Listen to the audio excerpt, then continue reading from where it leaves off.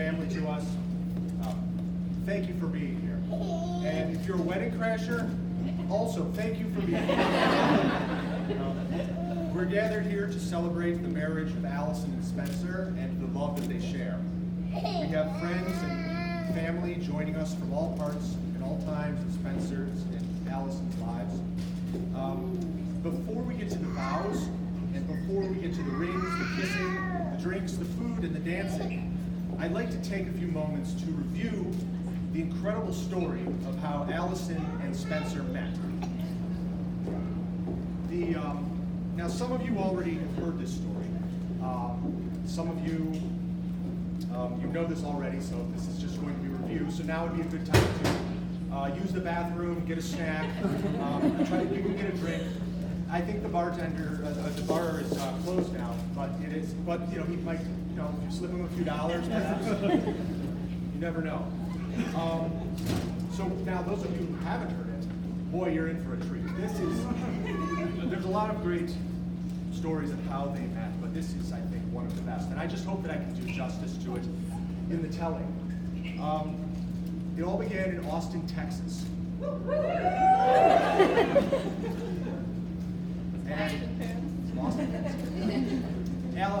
Spencer was running in the Austin City Marathon, and he was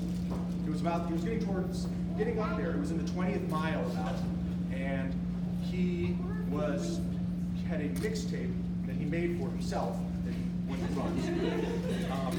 And it's a combination of screamo, death metal to block everything out, and motivational pep talks that he gave to himself. And as hours went by and it became further and further, more miles, the motivational pep talks became more and more frequent.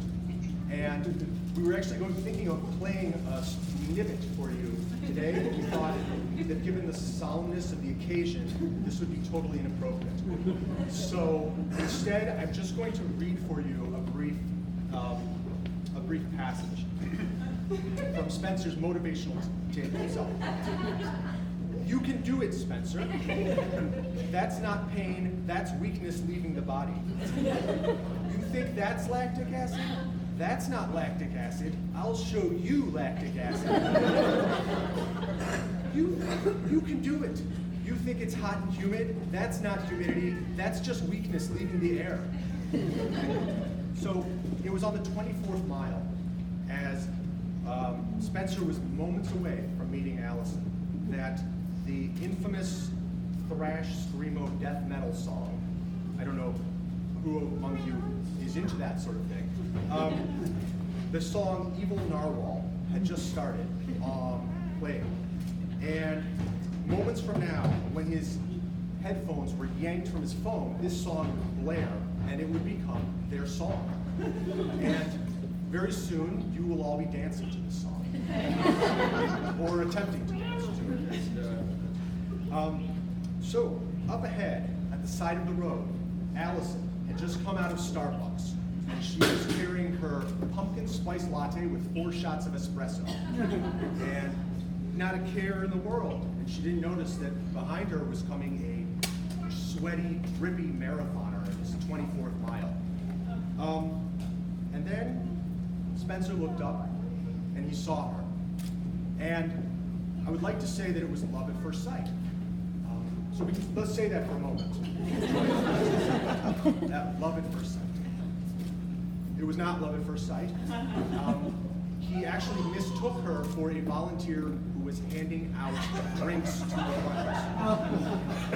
And as he ran past her, he snatched away her pumpkin spice latte, tore off the lid, gulped down half of it, and poured the rest over his head. And then threw the cup on the ground, littering, and kept running. Didn't even look back at him. Allison looked at this guy running away, and it was not love at first sight for her either. She screamed after him. She said, "Hey, that was my pumpkin spice latte. Get back here." Spencer kept running. She said, "Please, somebody help me." And she saw a lot of people seem to be running after the pumpkin spice latte thief. And she was glad to see that. But yes, they were marathoners. So Allison had to run after Spencer, chase him down. And she started to run along with the marathoners, and some person shouted, "Hey, she doesn't have a number!" And Allison made a rude gesture and said, "Here's a number for you." And she kept running, and she tackled him to the ground. And she said, "Hey, you owe me one pumpkin spice latte." And Spencer then realized what he had done, and he said, "Oh, I can't believe what I've done. I'm so sorry. I'm going to take you to Starbucks right now and get you a pumpkin spice latte." And Allison said, "But what about the marathon?" And Spencer said, "Forget the marathon. Let the marathon run itself." And he took her to Starbucks, and he bought them pumpkin spice lattes, and that was their first date.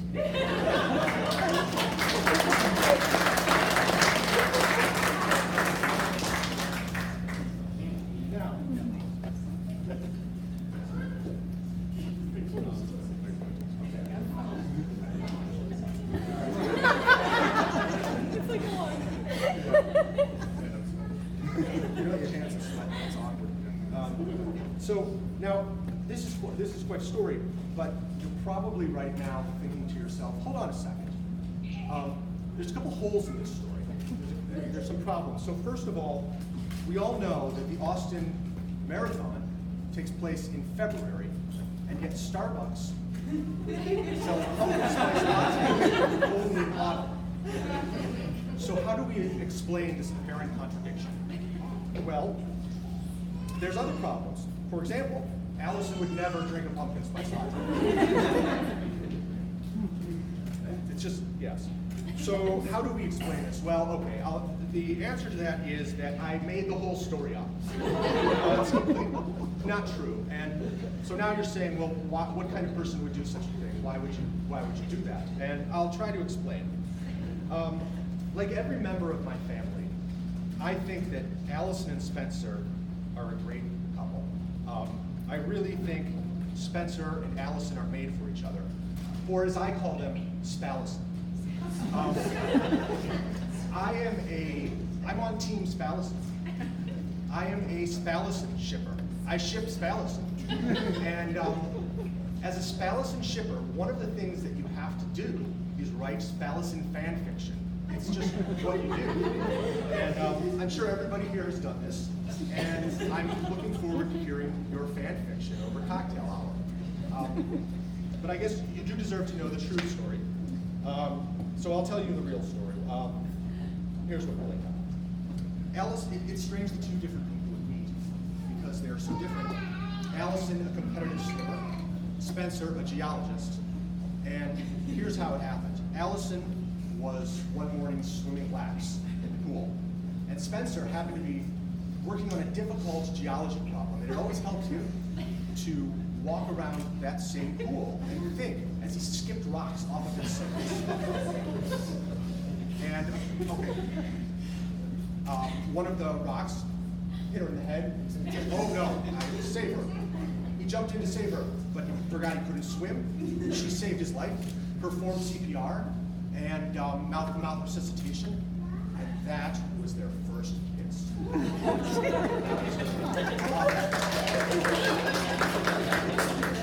So, that's not true either. So, one more, and then we'll get to the actual real serious story. I should point out this final piece of fan fiction was a collaborative effort. I did not write it alone. It was written by me and the couple. Together we wrote this. And it's Spencer and Allison met online on a dating site. And Allison saw Spencer's profile, and she saw that he had a beard, which was one of her requirements. Later she would remark to him, "You had me at the beard." We actually were, that's not, thank you, because I had this, we weren't sure if people would awe, so we made, as with a sitcom audience, we had this made.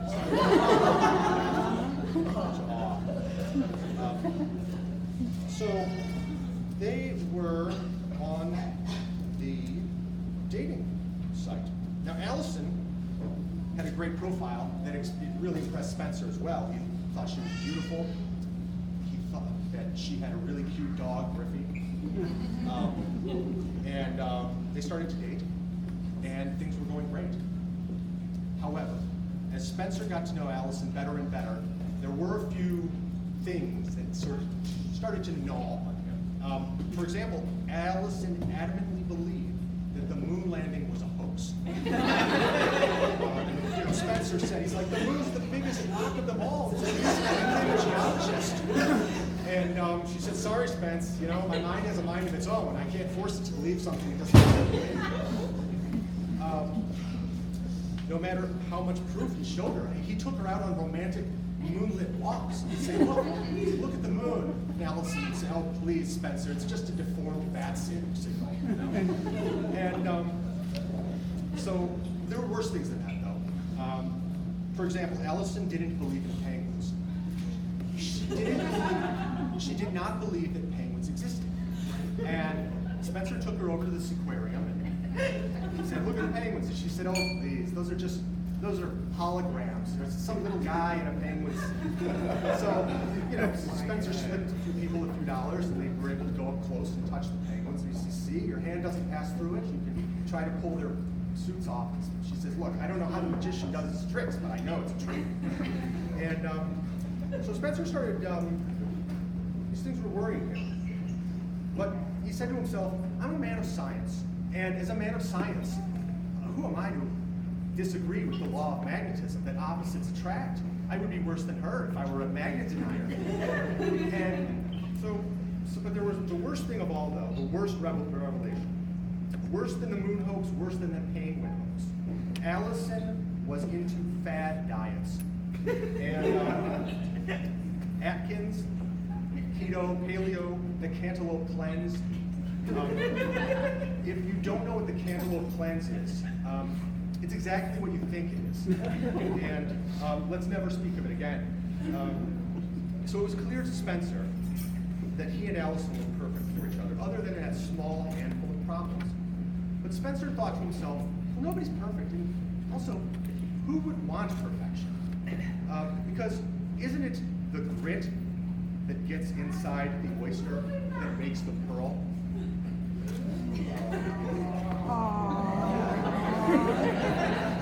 Well, Allison didn't think so. She did not believe in oysters. Now, I think one of the reasons Allison wanted us to do the stories is because she noticed that in every element, every one of my fan fictions, I always had Spencer stealing her coffee or throwing rocks at her or something. There was some, it's some sort of, I guess that was the literary criticism of mine. So we needed, maybe it's some subconscious thing. So we needed something that had Allison as the villain. Now, you might think that the preceding stories that you've heard are not true. And you would be correct. However, there are some people who will tell you that we live in a universe, just one in many universes, of a multiverse, and that everything that can possibly happen does happen. So, if that is true, everything you've heard is true. However, I would say that in every single one of those universes in the multiverse, Allison and Spencer get together, and they end up right here at the altar in front of you, Mary.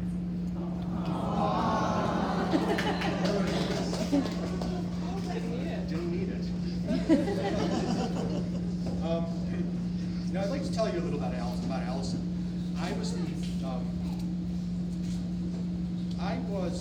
We fish finds. We liked to party, and by which I mean that we celebrate half birthdays. I recently celebrated my 40 and a half birthday, so that's how it's not just like you're single digits. And on my 8 and a half birthday, there is a hierarchy to holidays, though. A birthday, of course, outranks a half birthday, and on my 8 and a half birthday, somebody came along and stole my half birthday, and it was Allison. Or I guess you could say that I got the greatest half birthday present ever. So then a few years later, Allison reached that age when kids will dress up in costumes, but they're not old enough to realize that other people do not believe they are who they're dressed up as. And So most kids will dress up, they'll put on their underoos of Batman or Superman or Wonder Woman. Allison, no, that was not what Allison would do. Allison would put on some scarves and she would contort her face and she would use a twirling baton, a cheerleader's baton, as a cane. And she would pretend to be a 104-year-old woman. And she claimed to be so frail that she needed me to carry her around. And if I moved too slowly, she would hit me with her cane. She'd make me go get her snacks, go get her drinks. She'd say, "Give me another Coke." And I'd say, "You already had 3. And she said, "I'm 104 years old, what does it matter?" And then she would hit me with her cane. And recently, preparing for the ceremony, I reminded Allison of this, and she, without missing a beat, she said, "You deserved it." The reason I mention this is because Allison has always been the sweetest, kindest person I've known, and so this is the exception that proves the rule.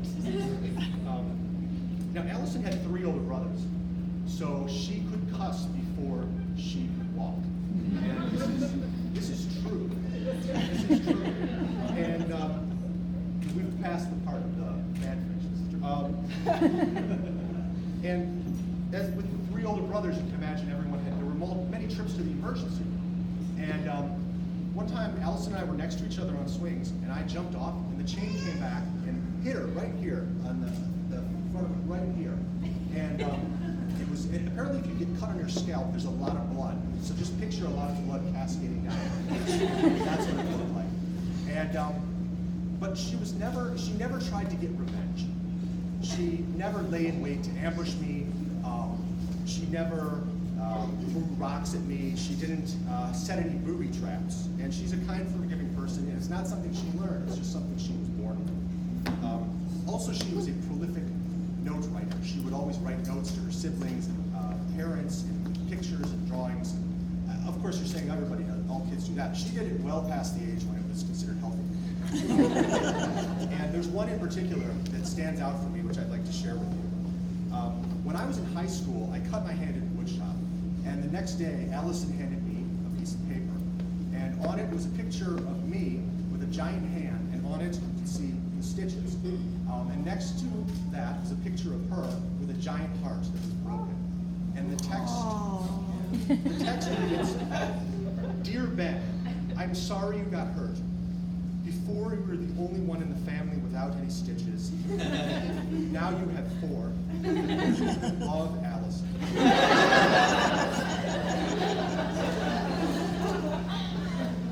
P.S. Ha ha ha.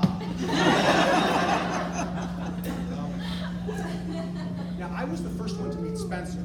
Allison, her dog Griffey, and I were driving down to Austin, and when we got to her apartment, there was a little package right at the doorway.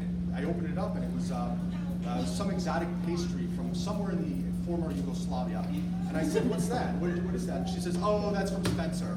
I said, "Who or what is a Spencer?" She said, "He's a man who leaves pastries at your doorstep." Now, we had some fun for the next couple days. We took Griffey to the park. We went to a brewery, much like this one, and I vlogged the whole thing. Some people might not know what that is. Vlogging is where you record everything you're doing in your life. You edit it together with music and sound effects, and then you put it on YouTube.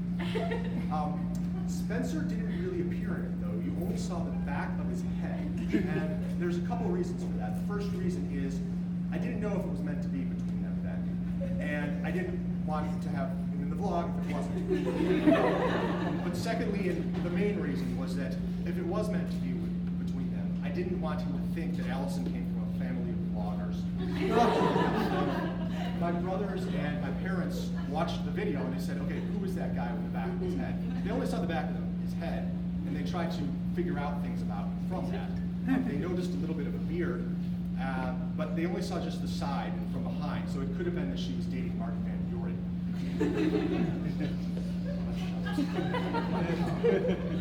Mutton chops. Now, much later, we would see an old high school photo of Spencer without his beard, and we learn his secret. We know why Spencer has a beard. He has an it's very subtle, but he has a tiny little dimple on his chin. When When I saw that, I remembered what my grandma Northrop would always say: a dimple on the chin means a devil within.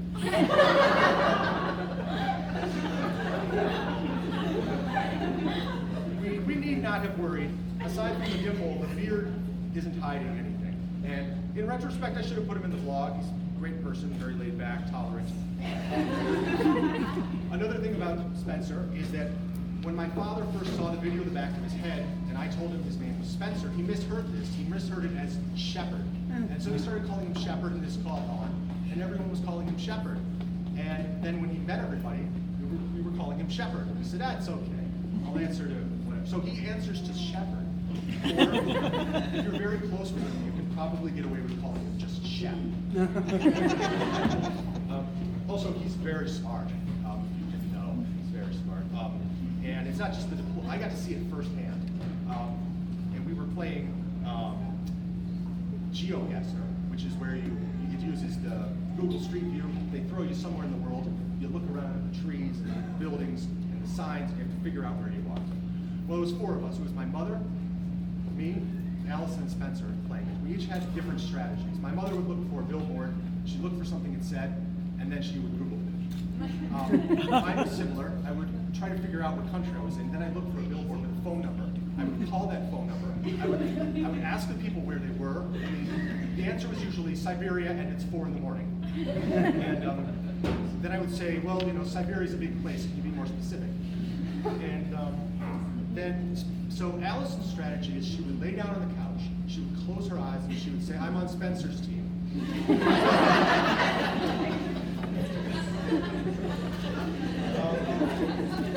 Spencer's strategy. Spencer looked down at the gravel, he looked up at the clouds, he looked at the trees, and he locked into the screen.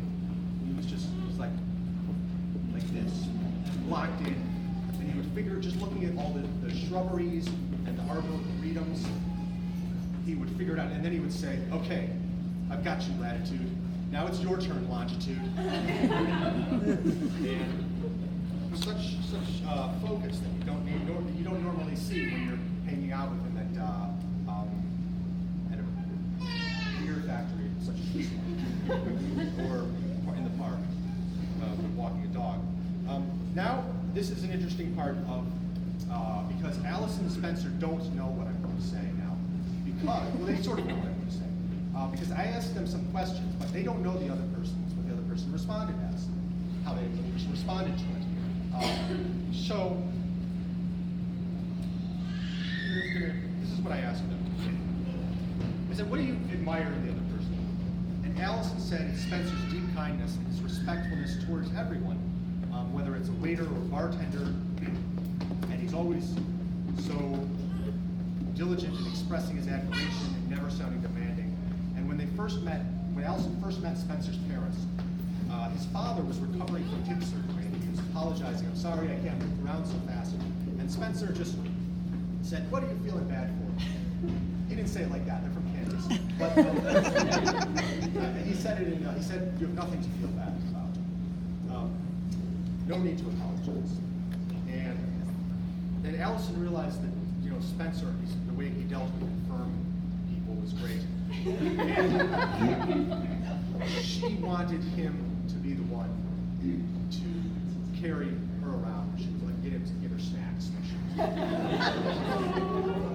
So, and she also admires his incredible curiosity. If he doesn't understand anything, if there's something he doesn't understand, he cannot abide it. He will find out. And that's why she thinks he's going to be the next Ken Jennings. Yeah. Spencer admires the way that Allison tends all her friendships like a bed of flowers.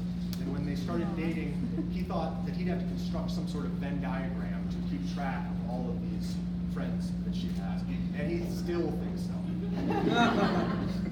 I asked them how the other has enriched his or her life. Spencer says Allison rebalanced his life. He had been in Austin and never got out and saw what the city had to offer. Well, Allison grabbed him and took him out. She fixed that. Allison says that Spencer made her more independent. He encouraged every hobby that she had, that she expressed interest in. Candle making, cross-stitch, macrame. He encouraged her to join a master's swim team. And that led to her being a part of an amazing swim team social network here in Chicago, the Swedish Fish. I also asked them what they're looking forward to once they're married. Allison says she's looking forward to their continued adventures, continuing to get to know each other better, and also getting 100 dogs. And Spencer is going to be so glad to finally introduce Allison as his wife and not his fiancée, because fiancé is a temporary term, he tells me, whereas wife is permanent. Very nice. Yes. Now, a marriage, of course, is between two people, but it's also bringing together two families. So I asked them when and if they felt like we were all becoming one family. And Spencer says that he worried that, he had a lot of worries. And when he met in Teddy and Tiffany and Robin and Jen, our brothers and their wives for the first time in Austin, they were all playing Cards Against Humanity. And it felt, Spencer's word was, perilous. It was perilous. And he didn't, but then he found out that the Fishbines are amazingly welcoming and warm to him. It could also be some of this that we sublimate some of our protectiveness of Allison into fan fiction. My brothers are more musical. My brother Robin played the music as we came in. Opposite. Teddy played the music. Teddy played the music. They play the music. Together they together they wrote a song about their sister dating men. The song is Evil Narwhal. And Allison said that she felt like one family with Spencer during the last 2 months of our dad's life. Spencer was wrapping up his PhD at the time, and he never let her know if it was stressful for him to be juggling his emotions, last-minute, indefinite trips to Chicago, and much more. And he never questioned when she told him she wanted him to be there for her family and her, and he drove at a moment's notice to get to Chicago the night before our father's big surgery. And this was the turning point for feeling like her family was now their family. And finally, I asked them to share a good memory. And guess what happened? And they didn't know this, unless there was some collusion, which there wasn't, because they're both too honest for that. There was no collusion. They picked the same memory. They picked the same memory. And so here's what happened. They were camping down in Texas on South Padre Island in the springtime, and the weather was terrible. There was wind, there was sand. They had to get back in their car, and the wind and the sand was slapping and hitting up against the car, and they had to sleep in the car. Spencer tried to sleep in the driver's seat. It was very uncomfortable. But he looks back on that trip fondly. He says, because he was with Allison. And Allison remembers being in there, in that car, the wind, sand whipping against the car, and she looked and saw Spencer lying in the driver's seat, lying back in the driver's seat, and without thinking about it, he used his bare hand to get some eye boogers out of Griffey's eyes. And Allison knew that he was the one. Now, Spencer and Allison wrote their thoughts on marriage together, and they have asked me to share these with you.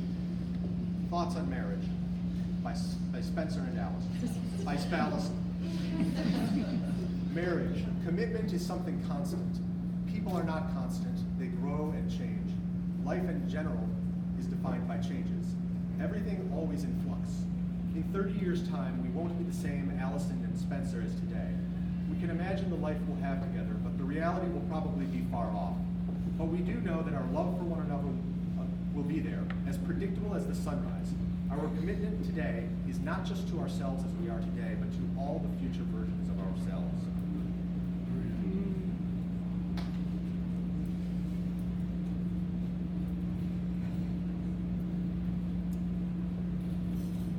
And now, Allison will read her vows.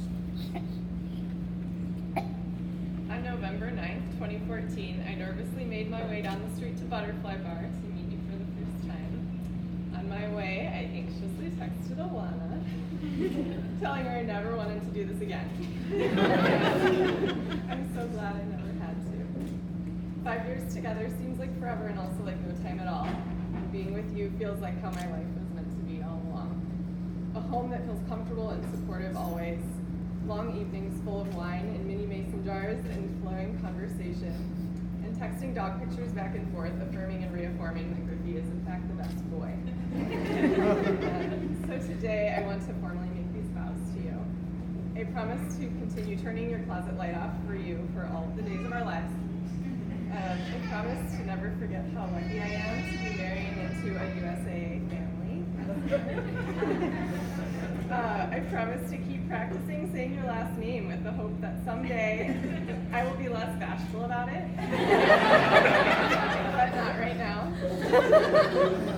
But also, I promise to never stop striving to find little ways to make your day better. I promise to worry less about the things we can't control. I promise to encourage your hobbies, interests, and passions to keep you growing as an individual the way you taught me to do as well. I promise to never stop reminding you why you're exceptional and to help you see yourself in the bright light that everyone else does. I promise to be your biggest cheerleader when you feel you deserve it and when you feel you don't. And most of all, I promise to love you forever and support you always through all the phases of our lives.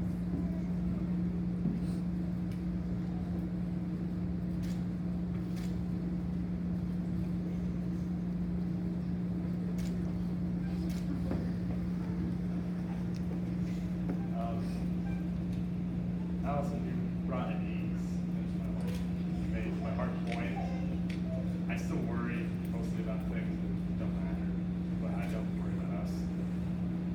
Love can sometimes be this anxious, fragile thing, but with you, it isn't. Our love is this amazing, giant, immortal thing that life has always felt as light as a feather, like no one's heavens. So, I promise to keep things light. As best I can. Along those lines, in the words of Vanilla Ice, I promise to stop, collaborate, and listen. I promise to be present and to give presents. I promise to give you as many back scratches as I can. This will be a hard one because my body has limits, unlike your desire for back scratches. I promise to try and turn off the closet light, but also I make no promises to actually accomplish that. I'm sorry about that. I promise to keep being the great dog father that I am, but to continue to learn from the greatest dog.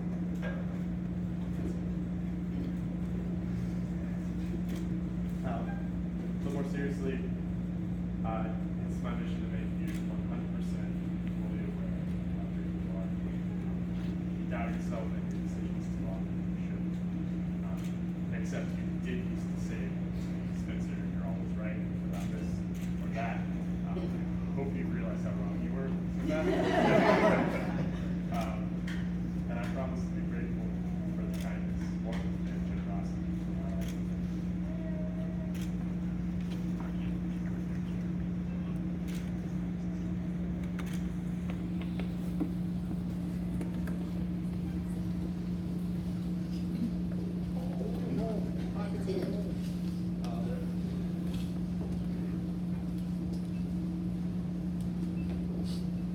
Do you, Alice, take Spencer as your husband, committing to your lives together with mutual trust and kindness, and offering him your eternal love and unwavering support? Do you, Spencer, take Allison as your wife, committing to your lives together with mutual trust and kindness, and offering her your eternal love and unwavering support? I do. Chris, may we have the rings, please?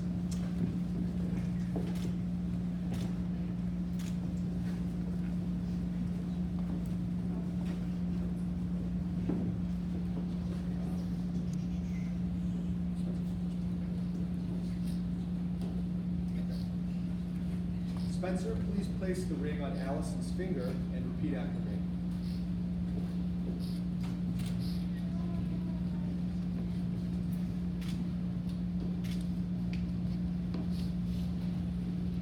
I give you this ring as a symbol of my love and commitment to carry with you always. I give you this ring as a symbol of my love and commitment to carry with you always.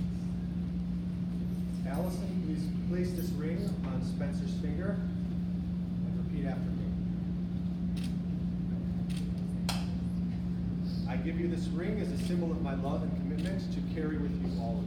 Give you this ring as a symbol of my love and commitment to carry with you always. By the power vested in me, I now pronounce you husband and wife.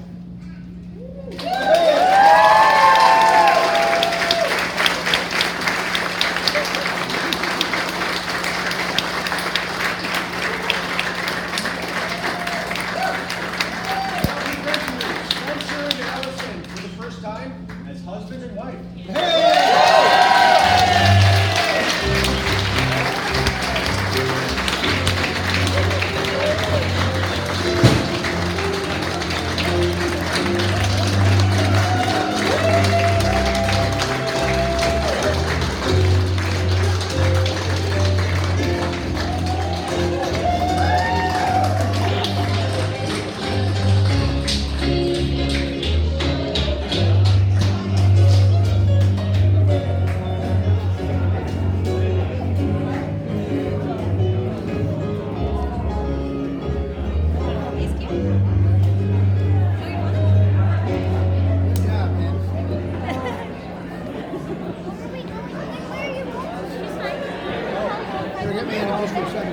The power vested in me, the bar is open. I just want the two. I got you.